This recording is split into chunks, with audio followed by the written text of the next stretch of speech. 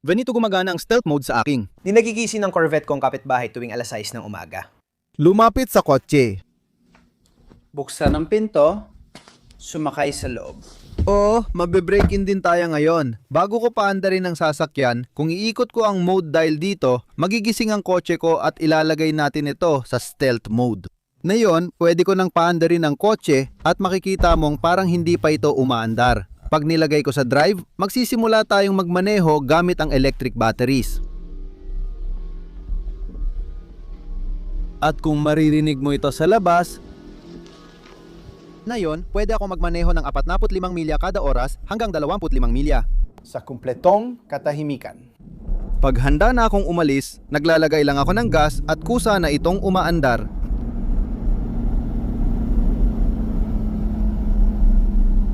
Ganyan gumagana ang hybrid na makina ng Corvette E-Ray.